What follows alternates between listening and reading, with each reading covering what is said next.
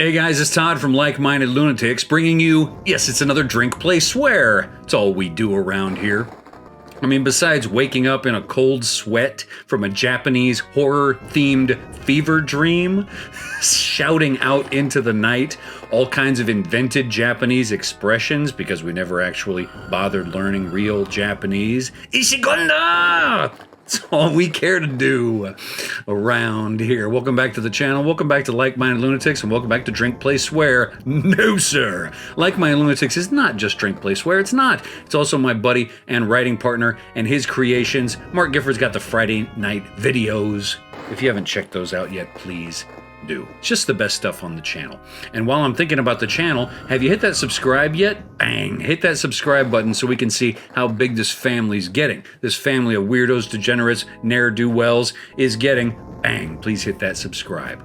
Alright, so what do we do here at Drink, Play, Swear? Well, it's exactly what it sounds like. We play a game, usually a classic one, pair it with a beverage, and I tell you a story. What do we got going today? It's Splatterhouse. Oh man, a great bloody gut bucket game, and I just love it. Before Mortal Kombat there was Splatterhouse, so we're gonna pair that with a nice Jim Beam and Coke. Get yourself something, please. Good times on the channel. Good times today. Let's do some Splatterhouse. This is a weird game, okay? It's like you and your girlfriend wander into this house, you see, and she gets kidnapped and you get like thrown on the floor and everything. There's like an evil presence in the house, but then this mask gets put on your head, and I think you're a good guy and trying to save your girlfriend. So there are like opposing ghost forces in this house, maybe? I don't know. You know what? This is one of those things that doesn't even matter, right? Because look how cool and disgusting this game is. Look at this. The background character spits acid on the floor that could hurt you. I love it. And it's common in games for your health to be depicted as hearts, right? But look at that. It's actual hearts on the bottom there. That's a disgusting game with a sense of humor, I think. All right. Well, I'm going to play some Splatterhouse while we get going for the story. And I thought we should be on theme today. So the story is related. That's right, it's a horror-themed game and a horror-themed story today. Well, you're asking me, well, Todd, it's not even Halloween. It's nowhere near it. Why are you going with the horror things? Well, for some of us, horror and Halloween year-round. Year-round scary stuff. You know what I mean? Look at this. 1, 2, bang. Ooh, missed him. Ooh, he like dissolves. Really disgusting animations in this. I love it. All right, so what are we talking about with the story today? Tales from the Crypt. That's right, Tales from the Crypt memories here on Drink, Play, Swear. I loved Tales from the Crypt as a kid, but before we get to Tales from the Crypt, we have to talk about, yes, something I've discussed before, my favorite horror movie, and that is Creepshow. Well, Creepshow, great like vignette horror film, was the collaboration between George A. Romero and Stephen King, horror giants of the 80s, right? And I fell in love with it. Oh, watch out. Yeah. I love this. The first boss, okay? Room of Worms. Disgusting room of worms with a cheerful fireplace as a centerpiece. That's good. Well, let's get a beverage as we go into stage 2. Look at that. All right, so I love that collaboration. I loved Creepshow, but what I didn't know at the time was that they were paying homage to the 1950s comic book Tales from the Crypt, right? These wonderful vignettes of frightening stories where you just, you go in, you learn, you meet the characters, terrible stuff happens, and then you walk away. Just these little tiny vignettes that stick with you, though, don't they?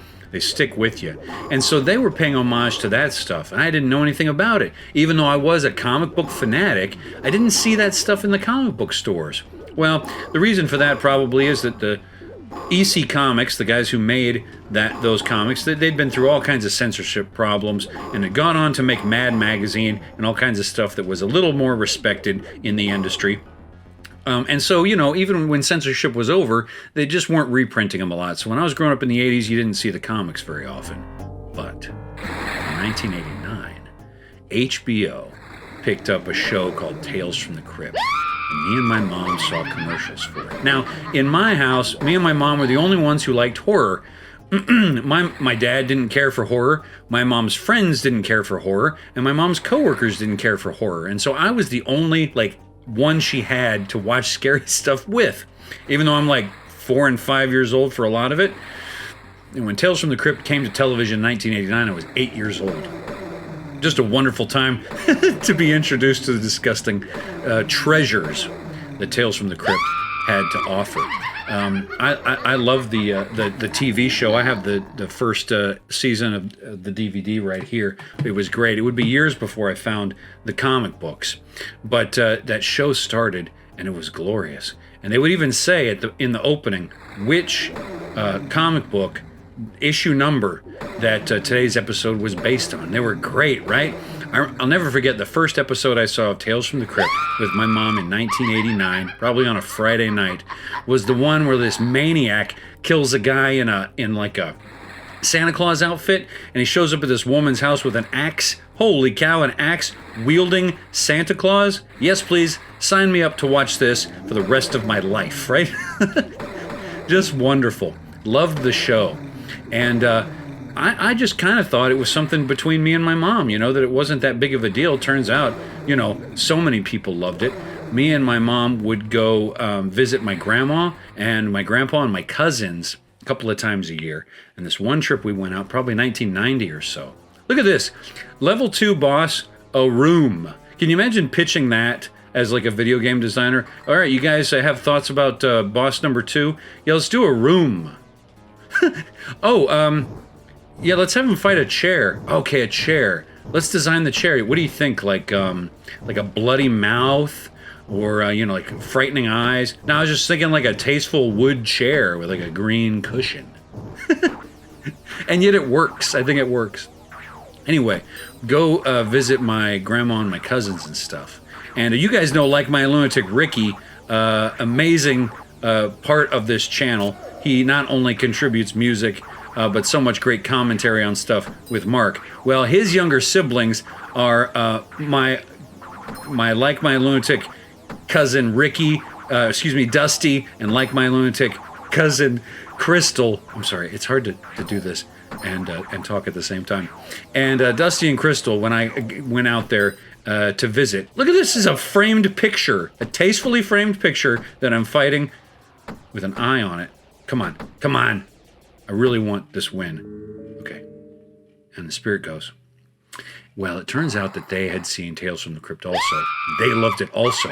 And they had taped some on video cassettes. It's so wild at that time in the 80s and early 90s, when you had video cassettes, you're just recording whatever you can. You only have 1 or 2 episodes on tape and you just watch them over and over. We didn't have the streaming services like we do now, right? Look at this, going into level 3, shotgun. Gets more and more bloody, more and more disgusting. Werewolf dogs. Great game. Well, anyway, in wrapping up today, I'll say that now, we are spoiled, because if you love a thing, you can find as much as you want of it. And the good people at... Oh, look at this. Look at this.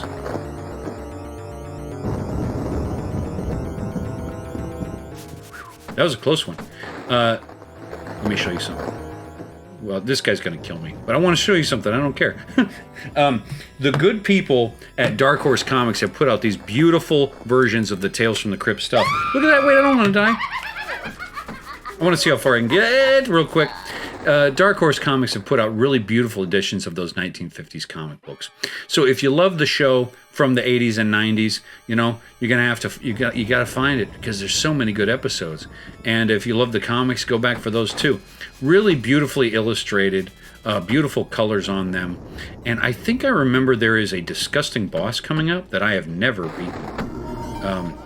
Let's see if I can get to him, just so you can see something truly horrifying as we wrap up here today. Thanks for being with us here, playing Splatterhouse and talking Tales from the Crypt.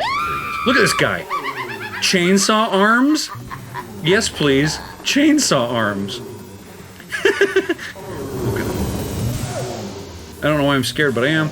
Get over there. Smoke this dude. Oh, he got me. All right. So thanks for being with us here. And in between now and the next time I talk to you, I'm Toddy, Mac Wright, Scottish 37%.